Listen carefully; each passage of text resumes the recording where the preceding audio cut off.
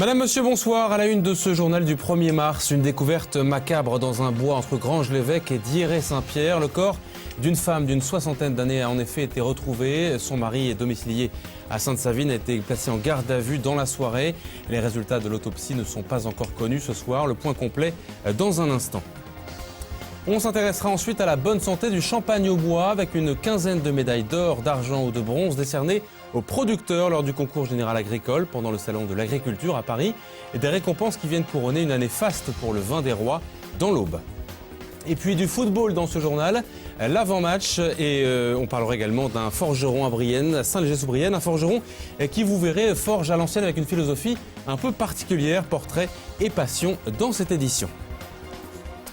Mais d'abord donc ce fait divers et ce mystère qui demeure ce soir donc après la découverte hier soir d'un corps calciné et démembré dans un bois situé sur la commune de Dieré-Saint-Pierre. Forcément, les enquêteurs s'intéressent de près au lien possible entre cette découverte et la disparition inquiétante d'une femme de 68 ans, Paulette Vadreau, domiciliée à Sainte-Savine. Nous vous en parlions mardi soir. Son mari a été placé en garde à vue à 22 h hier au commissariat de Troyes. Une autopsie du corps a été pratiquée dans l'après-midi à Reims. La prudence reste de mise quant à l'identité de la victime. On fait le point complet avec Aurélie Juigné, Cyril Tavernet et Christian Vira. C'est ici, dans cette décharge sauvage, entre Dieré-Saint-Pierre et Granges-l'Évêque, que le corps d'une femme a été retrouvé. Le rapprochement avec la disparition ce dimanche de Paulette Vadreau, 68 ans, a été immédiatement établi par les enquêteurs. Sur place, le prélèvement des indices s'est déroulé cet après-midi. Au commissariat de police de Troyes, les auditions de la famille se sont succédées. À sa sortie, le gendre de la victime témoigne. Il n'a pas souhaité être filmé. Au vu de sa disparition, ça ne nous surprend pas parce que c'est une personne qui ne serait jamais partie, ni sans papier, ni sans sa voiture, ni sans dire où elle allait. C'est pas son style, c'est une personne, elle a des difficultés à se déplacer à pied, donc elle faisait simplement des petites courses de proximité, c'est tout. Si c'est une piste criminelle, que la personne qui a fait ça soit vite appréhendée, puis c'est tout. Qu'elle reconnaisse les faits s'il y en a, puis voilà. On espère encore un tout petit peu que le corps qui soit identifié, malheureusement, ne soit pas celui de la belle-mère. Dans le département, 2 personnes sont portées disparues.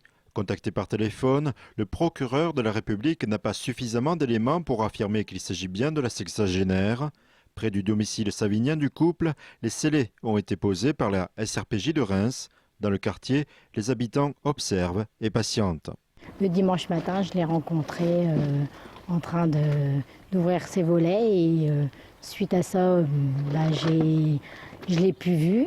Et le lendemain, ça m'a un peu inquiétée parce que j'ai vu les volets fermés et le surlendemain aussi. Hier après-midi, oui, il y a un flot de voitures est venu se mettre là sur le parking.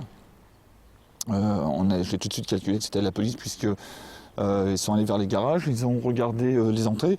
Comme on peut le voir en face, tout d'ailleurs, on voit qu'il y a... Oui, c'est son garage. J'ai l'impression que c'est une scellée. Mais je ne sais rien de l'histoire, je ne sais pas ce qui s'est passé. Les prélèvements d'indices devraient être analysés dès demain. L'autopsie permettra de lever le doute sur l'identité du corps retrouvé. Depuis hier soir, l'époux de Paulette Vadreau est quant à lui en garde à vue. Et demain soir, nous reviendrons sur les suites de ce fait divers dans le journal et sur les circonstances de ce qui, pour l'instant, est qualifié de meurtre par le service régional de police judiciaire de Reims. En bref, à Essois, après plusieurs mois de tractation en coulisses, la vente de la maison Renoir à la commune est désormais signée depuis le début de la semaine. Ce bien familial historique va permettre de développer encore davantage l'offre touristique culturelle liée au peintre. Elle est située au 42 de la rue Auguste Renoir à Essois. Cette maison de 360 mètres carrés sur 3 niveaux avait été acquise par le peintre Pierre-Auguste Renoir en 1896. Restée dans la famille jusqu'à aujourd'hui, elle appartenait jusqu'alors à Sophie Renoir. Le déménagement sera effectif la semaine prochaine. On aura l'occasion d'en reparler dans nos prochaines éditions. Les viticulteurs au bois peuvent sabler le champagne pour eux-mêmes. Leur production vient d'être récompensée au Salon de l'Agriculture à Paris. 16 médailles ont été remises lors du concours agricole cette semaine.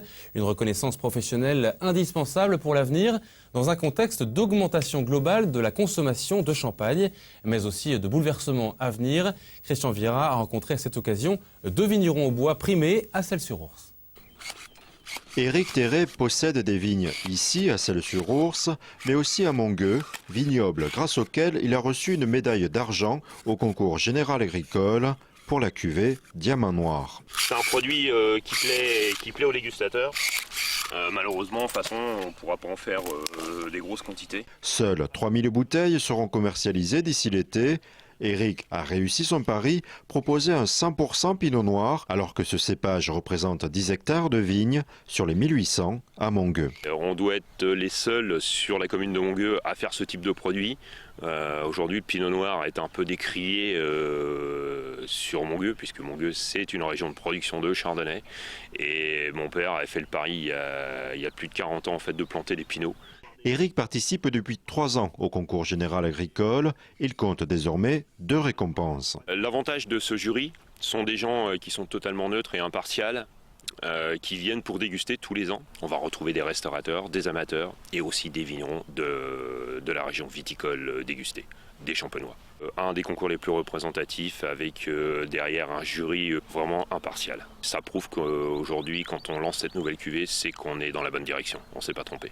Michel Furdinat est revenu du même concours avec une médaille d'or, une habitude. Premier concours agricole, je pense que c'était dans les années 94-95, donc Maintenant, et plus que jamais, à ses yeux, ce prix contribue au maintien de la Côte des Bars dans le territoire du Champagne, alors que la révision de la zone d'appellation est en cours. Et qui dit révision, obligatoirement, il y aura un ajout, mais il peut y avoir aussi de la diminution.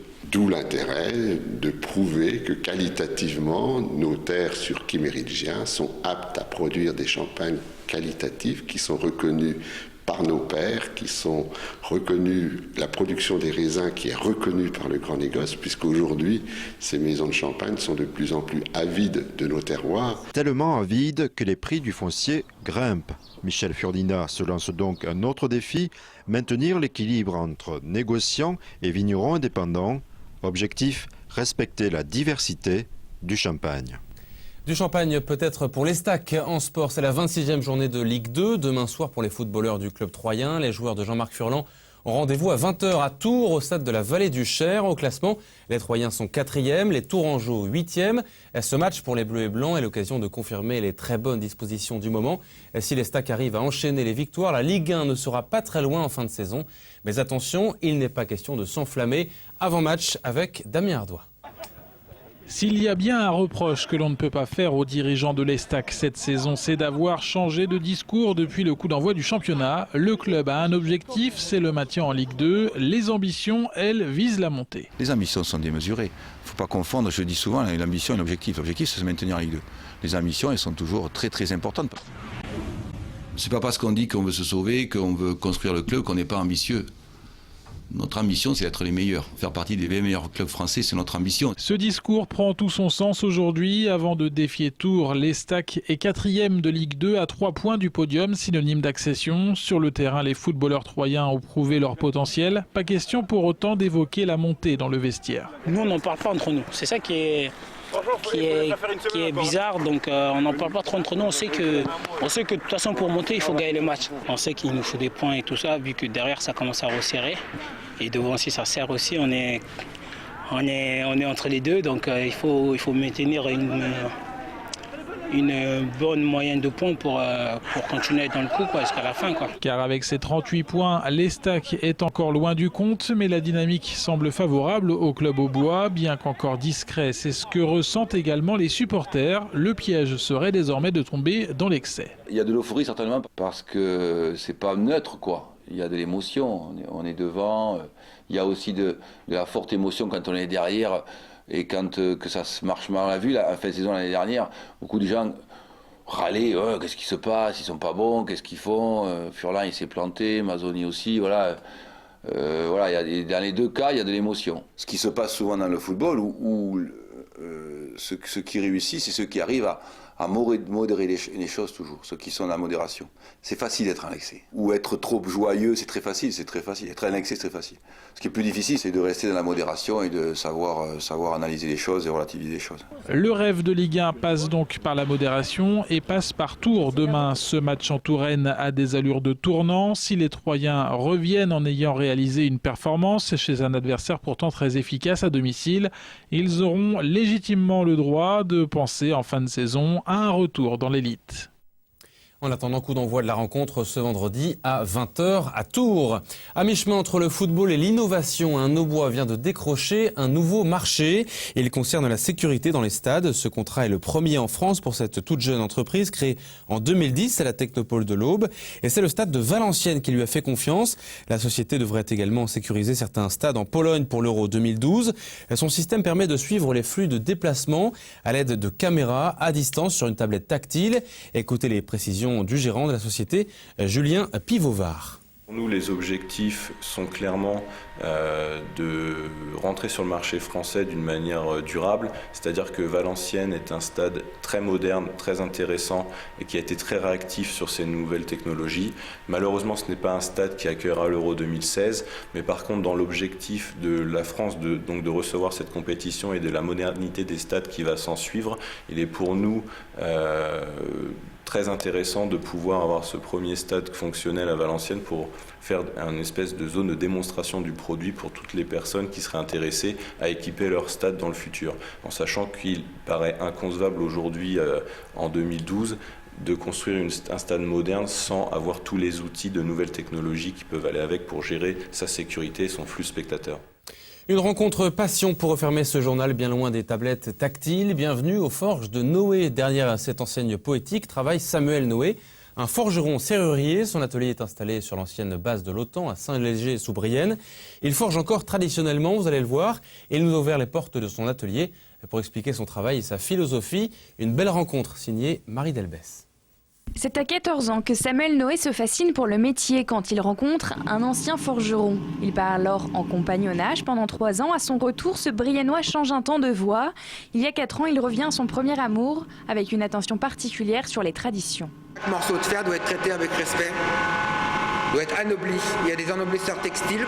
Moi, j'aimerais bien être un ennoblisseur de métal, de fer. Par exemple, je suis en train de réaliser pour un portail pour une église en ce moment. Il n'y a aucune soudure dans le portail. Tout est rifté comme ça se faisait il y a encore 200 ans. Avec sa forge à 1400 degrés et des barres d'acier doux, il fabrique des portails, des enseignes, des sets de cheminée par exemple. En résumé, au sens étymologique de ferronnerie, tous les petits objets en fer qui servent dans la maison. Une bonne partie de ce travail fait marcher son imagination entre style classique et fantastique.